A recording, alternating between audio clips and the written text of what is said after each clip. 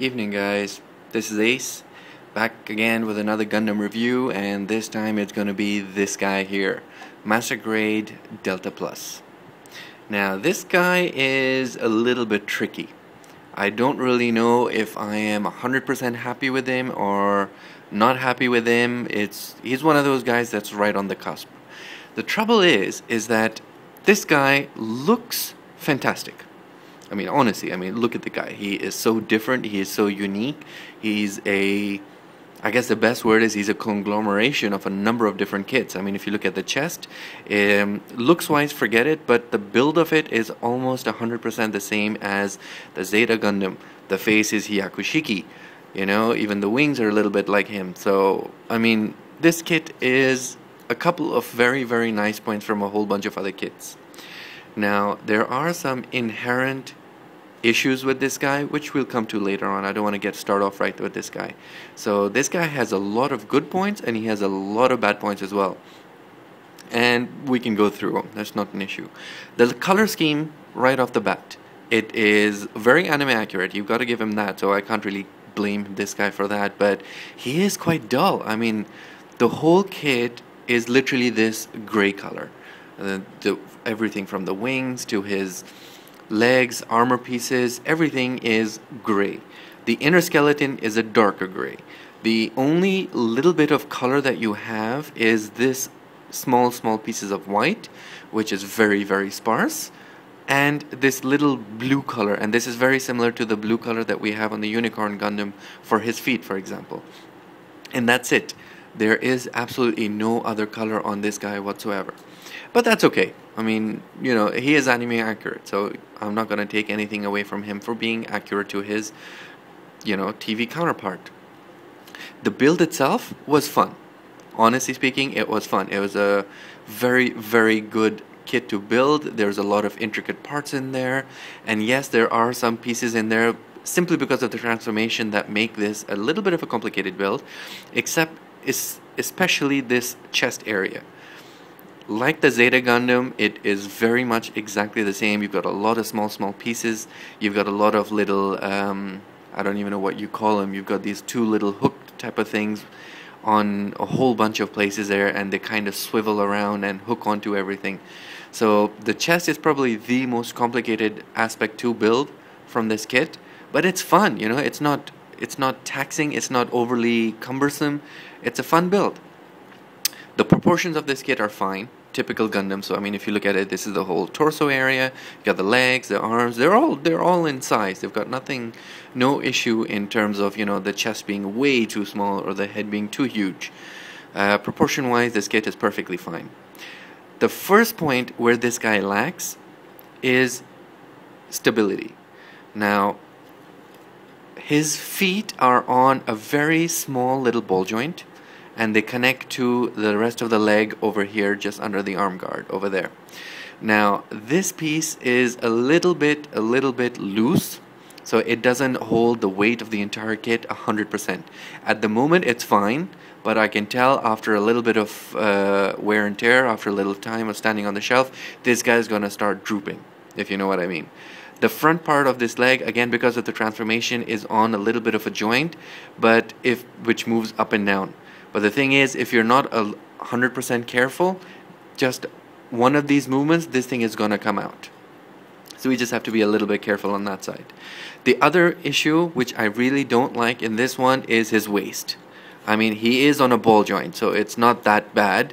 But the trouble is that ball joint is very, very loose. So what does this mean? This means when this guy is standing, with no issues, he's perfectly fine. As soon as you put something on him, his whole body just starts drooping to that side. Because, you know, the friction on the ball joint where his waist is not that great. So he is a little lopsided depending on where the weight is pulling him. The easiest way to get rid of this is obviously put a little bit of varnish, nail polish, or super glue on the ball joint itself and just make sure it's not too thick. And then, you know, you can use the sandpaper to make it just the perfect thickness so it fits into the actual joint aspect of the waist much better. So this is going to help, but you still have to go ahead and do that. The shoulder joints that you have over here are another point for me. Number one, if you look at this thing is bloody tiny. You know, I mean, having this whole thing on this part is okay because this is very, very light, but this is a very small joint. What makes it worse is that this whole shoulder piece is very intricate for the transformation, which means that there's a lot of loose pieces. So you have to be very careful when you're actually posing this guy in robot mode, because if you move him around too much, this whole piece is going to pop off, which is never good. So you have to be careful in that part. Otherwise, everything else is okay. You know, those are the only issues with the stability. Articulation wise, he is a master grade. So, you know, everything that he does is going to be master grade. The head, 360, and it does the chicken wobble. The wings at the back are on multiple joints. So you've got the joint over here. You've got the joint over here, which doesn't go all the way, and you've got the little bit on this side as well. So this wing goes a whole bunch of different places, and that's mainly going to be for the transformation. The wing itself, if you look at it, does move up and down a little bit here, and you have a smaller fin on the inside which also comes out. And as you can see, this is going to be a lot more in Wave Rider mode when we have it. The arms themselves do go 360. They're just simply on that little ball joint, so you got nothing to worry about. The waist itself does turn a little bit, but you have to be a little bit careful so you don't pop things out. Otherwise, you get about that much of a movement. The design of the front skirts are very much like the Double Gundam O, or the Gundam 00, sorry, in the respect that you don't have too much of it, so it doesn't get too much into the way. But in terms of the movement itself, this piece does move around a little bit because it's on a ball joint, and this piece goes up only about that far. But as you can see, there's a huge amount of space over there between the legs, and that's mainly going to be because of the transformation. The hands themselves do rotate over here underneath the shoulder, and that's a 360. Just again, be a little bit careful so you don't pop the whole thing out. The shoulders, see, that is mainly just because of looseness. The shoulders don't go too high, which means there we go, the whole thing just popped off. This is what I was talking about. If you look at it over here, this is that little hook mechanism which hooks onto that latch over there. And so you have to be very, very careful, otherwise this thing is going to be popping off all the time. At the elbows, we can get a nice 180 bend.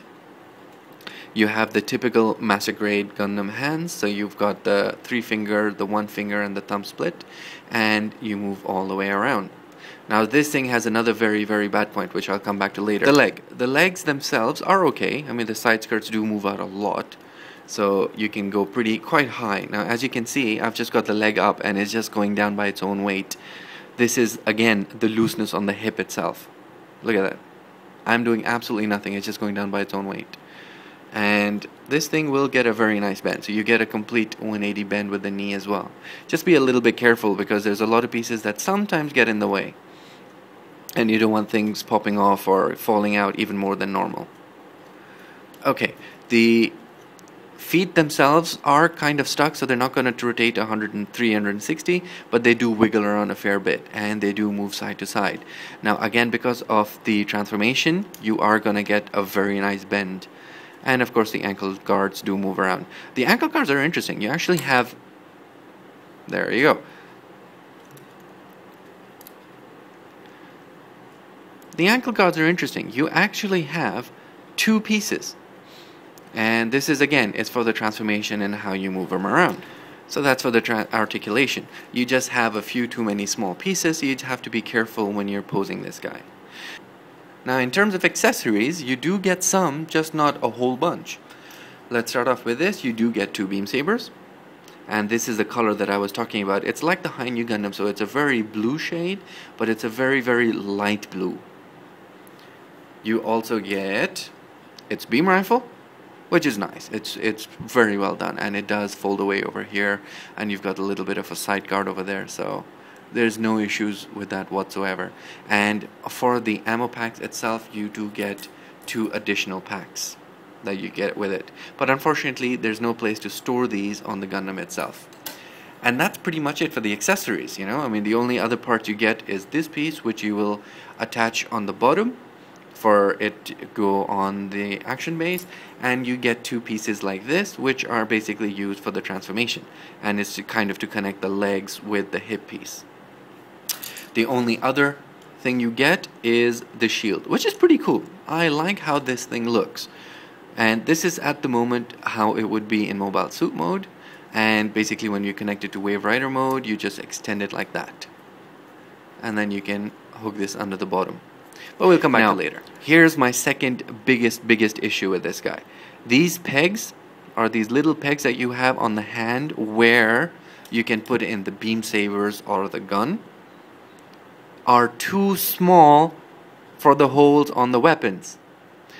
Now, I spent a good 5 minutes on this, trying every which way to put the gun, put the beam saber in there, and just to make sure that it wasn't me that was messing up. And that's it. This thing is just not going to hold its weapons. It's almost as if these handpieces are from some other Gundam and the weapons are from some other Gundam. These guys just don't go in together. So either you're going to have to put a little bit of super glue on there, or just fill this thing up to make it a little bit smaller, but you know, these things just will not go in at all. This is a big issue. I mean, a Gundam that can't hold its own weapons, what the hell? Okay, so that's pretty much it. I know that sounds like a lot of negative things, but honestly speaking, this guy is really cool. Looks-wise, you cannot doubt him. He is so different. He's very, very unique in terms of looks. I haven't really seen any other Gundam that comes close to matching anything that this guy looks like. So looks-wise, he's got no issues whatsoever. The accessories are okay, typical, normal. You don't have anything special, but they're pretty nice accessories. The only issue with this are a little bit of weight issues, which you'll have to go in and fix yourself using the joints, and just the point that this guy's weapons don't work. So again, all of this stuff is fixable. You just have to spend a little time to fixing them.